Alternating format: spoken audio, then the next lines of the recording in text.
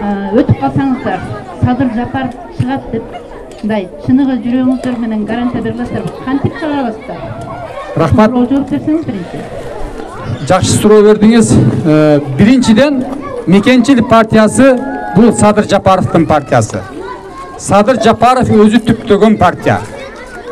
Экинчиден Мекенчил саясий партиясынын башында Садыр Жапаровдун кан досу Камчыбек Ташиев турат. Мекенчил партиясынын тизмесинде экинчи тизмеде Садыр Жапаровдун бир тууган агасы Сабыр Жапаров турат. Мекенчил партиясынын курамында Мекен деп күйгөн, мурда бийликте болуп, бийликтен коркпой, карапайым элдин көйгөйүн көтөргөн, адилеттүүлүк үчүн күрөшкөн атуулдар, кыздарыңыздар турат. Биз келсек, Куда кааласа, мезгил сынынан өткөн уул кыздарбыз. Биз чындыкты сүйлөгөнбүз, адилеттүүлүктү көтөргөнбүз, келсек дагы да көтөрөбүз. Көтөрүп биринчи кезекте мына ушул Садыр Жапаровдун маселесин чечкенге аракет кылабыз. Чечебиз. Куда кааласа Садыр Жапаров түрмөдөн чыгат. Себеби Садыр Жапаров ак жерден түрмөдө турат. Жасаган кылмышы далилденбестен ойдон чыгарылып, кылмыш иши козголуп түрмөдө турат. Бул саясий туткун. Саясий туткун. Бул бирден бир саясатчы Кыргызстандагы түрмөдө турат, бирок күн сайын, саат сайын кадыр баркы элдин арасында күчөп аткан политик, саясатчы. Куда кааласа Садыр Жапаровду биз түрмөдөн чыгарабыз. Рахмат. Эми бул партиялардан бир канча партиялар бар да, буга чейин. Эми ар бир бул Мекеним деп жашаган инсан, ар бир инсан өздөрү уже түшүнүп калды дейм, эгемендүүлүк болгондон бери, мамлекетибизде эгемендүүлүк болгондон бери бийликтен карапайым элге жардам жок, ачыгын айталы да. Карапайым эл өзү үчүн тирлик кылып келе атат. Өзү үчүн балдарын келечеги кең болуш үчүн жашап келе атат да. Сиздер ак үйгө барып алгандан кийинчи карапайым элди сөзсүз түрдө унутасыздар. Мен бардык эле партияга айтамын да. Ата Мекен партиясында убагында Текебаев, Мелис Мырзахматовду бетине tutуп келгендей, азыр сиздер Садыр Жапаровду tutуп келдиңиздер да. Биз Садыр Жапаровду дайым жүрөгүбүздө кармап келебиз. Мекеним үчүн жашап келебиз да. Ал эми сиздерден көп инсандарды тааныбайт экенмин бул жердечи. Жылдыз Жолдошова, Камчыбек Ташиев, Садыр Жапаровдарды жакшы эле тааныйм мен. Башкаңыздарды жакшы тааныбайт экенмин. Бирок жүрөгүмдө болгон нерсе бул Мекеним болгон үчүн сөз түрдө шайлап кетем дейм. Үмүт кылам бул жерде менден башка да бир канча адамдар бар бул жерде отургандар. Баары эле жүрөгүнөн Кыргызстаным үчүн, Мекеним үчүн деп кызмат кылгандар да. Мекеним үчүн жашап келген адамдар да. Эми ошого жараша сиздер пешенеңиздер ачылып, жолуңуздар ачылып, ошол жерге баргандан кийин шайланып калсаңыздар, ушул жерде элим бар эле, мени колдогон инсан бар эле деп келе аласыңыздарбы? Жардам бере аласыңыздарбы? Бул биринчи суроо. Экинчиден мына бизде Кыргызстаныбызда бүт дүйнө жүзү боюнча өтө оор кырдаалдан өттүк да.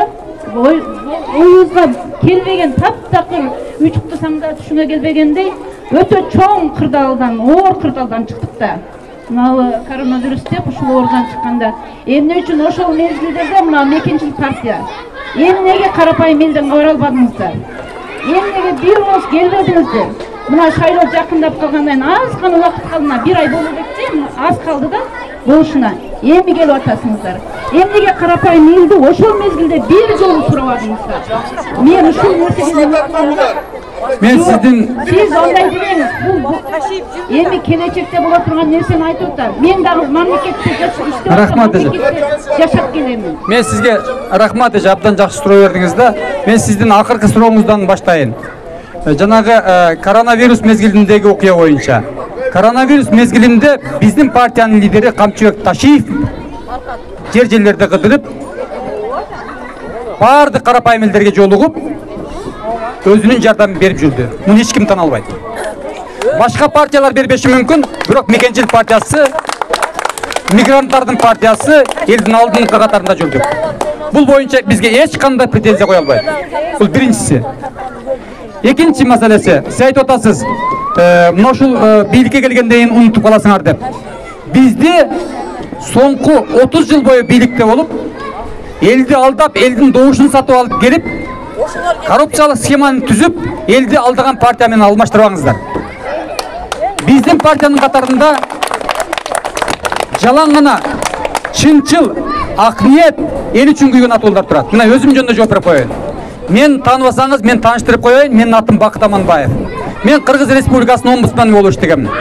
Атамбаевдин мезгилинде көйгөйлүү маселелерди көтөрүп, ооз эки көтөрбөй, документ түрүндө, атайын доклад түрүндө иликтеп туруп көтөрүп, мынаны чечкиле деп өкмөттүн столуна койдум. Кайсы маселени көтөрдүм?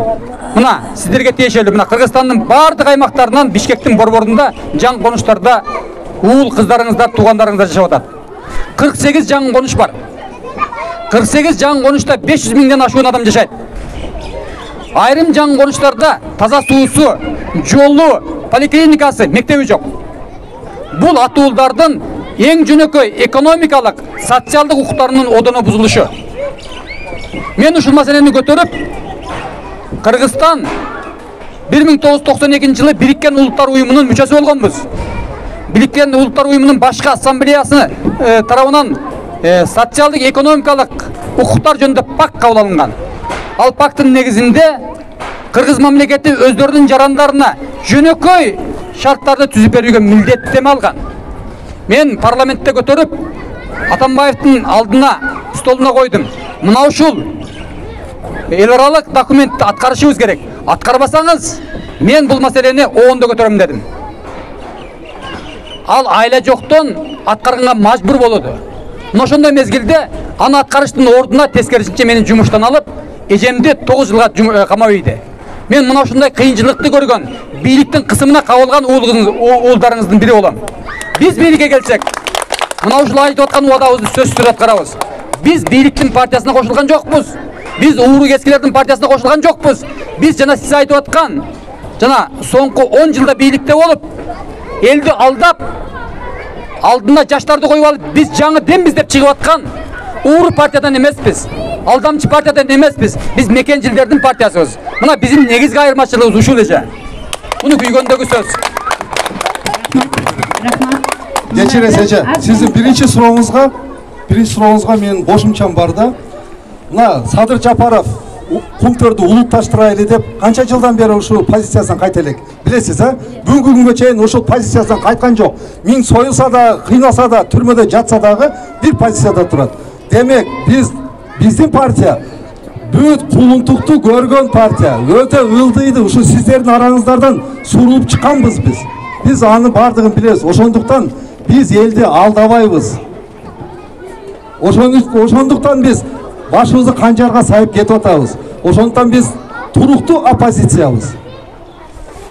Рахмат.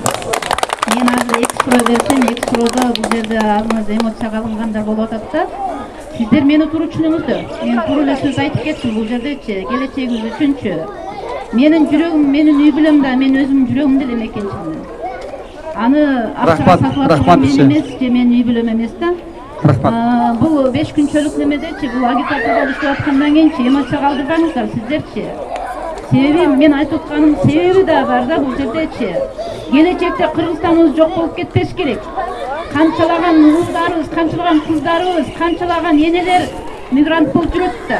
Ошолордун келечегинде Кыргызстаныбыз жок болуп кетпеш үчүн бир канча суроону бергенден кийин алынып эмоцияга алдырбастан туура кабыл алыш керек да. Мен айтып атам го, буга чейин да айттым, мекенчил деп кел айтамын. Дагы деле мекеним үчүн, мекенчил үчүн шайлап кетебиз бул жерде. Сиздерге рахмат. Бирок мындан кийин чечинеңиздер эми сөзсүз түрдө жок эле дегенде 5-6 партия өтөт, ошолордун катарында сиздер болуп калышыңыздарды каалап кетемин. Рахмат эже. Шайлангандан кийин элим үчүн, жерим үчүн деп тоокендерибизди саткандан алыс кылып, Кыргызстаныбызды сактап калган келечегибизди жашап кетсеңиздер. Эже, биз дагы бир нерсени мен кошумча айтып кетейин. Биз мигранттардын партиясыбыз. Биз карапайым элдин партиясыбыз. Биздин партия башка партиялардан таптакыр айырмаланат. Кудай кааласа парламентке өткөндө биз Ош шаарында сөзсүз түрдө өзүбүздүн жок эле дегенде бир жерде биздин штаб, биздин өкүлчүлүк болот. Карапайым элдер дайыма ошол өкүлчүлүккө барып кайрылып, өзүнүн көйгөйлөрүн айтып, биз менен түз байланышка, тез байланышка чыкканга толук мүмкүнчүлүк түзүлөт. Биздин өзгөчөлүгүбүз мына ушунда. Биз эч убакта качып кетпейбиз элден. Добушуңуздарды сатып алгандар качып кетет. Бүгүн добушуңуздарды сатып алып атабы? Ал партиянын өкүлдөрүн сиздер көрбөйсүздөр. Болду. Силер добушуңуздарды саткан болосуздар. А биз тескерисинче сиздердин алдыңыздарга келип, добушуңуздарды сиздердин ынандырып, сиздерди ишендирип, өзүбүздүн программа менен биз колдоо алганга аракет кылып атабыз. А башка партиялар андай кылбайт, бийликтин партиялары. Алар добушуңуздарды сатып алып кетет, ошо ойдон сиздер ал партиялар көрбөйсүздөр. Ошондуктан урматтуу эжелер, сөзсүз түрдө 4 октябрда келип, Мекенчил партиясына номер 2 Мекенчил партиясына добуш бериңиздер. Ошондо гана адашпайсыздар.